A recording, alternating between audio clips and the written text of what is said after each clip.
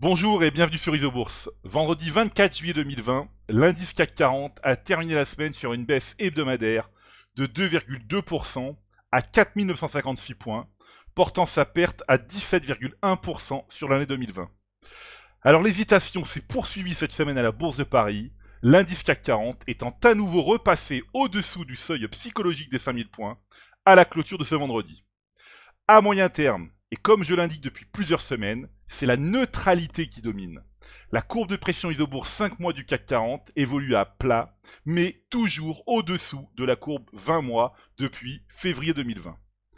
À court terme, malgré un positionnement positif des courbes de pression Isobourse 5 et 20 semaines depuis la semaine du 15 juin 2020, la tendance haussière ne parvient pas à se développer. Ce n'est donc pas le moment de baisser la garde, car l'inversion de la courbe de pression Isobourse 5 semaines pourrait se transformer en croisement baissier. Alors cette semaine, la plus forte hausse du SBF 120 revient au spécialiste européen de l'équipement de loisirs Trigano qui a gagné plus de 8%. Alors le modèle Isobourse est positif, ou plutôt est repassé positif à moyen terme sur l'action Trigano en juin 2020.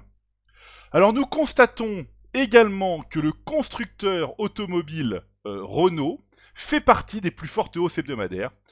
Toutefois, malgré un rebond court terme depuis quelques semaines, le titre Renault reste inscrit dans une tendance baissière de moyen terme depuis l'été 2018. Alors les plus aguerris suivront avec attention l'évolution court terme à l'aide des courbes de pression Isobourse 5 et 20 semaines, dont le croisement haussier a été validé dans la semaine du 11 mai 2020. À l'opposé du palmarès, la plus forte baisse du SBF 120 revient à la banque Natixis, qui a perdu plus de 12%.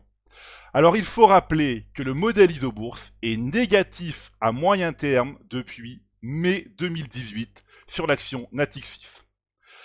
Analysons maintenant plus en détail la composition du SBF 120.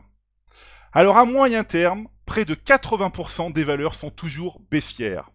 Comme je l'ai déjà indiqué dans une précédente chronique, il faut regarder du côté des petites et moyennes valeurs de la Bourse de Paris pour trouver plus d'opportunités à moyen terme. À court terme, les valeurs haussières sont toujours plus nombreuses que les baissières depuis maintenant 8 semaines, mais comme nous l'avons vu sur l'indice CAC 40, la tendance est évitante et pourrait s'inverser. La prudence reste donc de mise. Voilà, écoutez, c'est maintenant à vous de faire le point de vos valeurs en portefeuille avec Isobourse.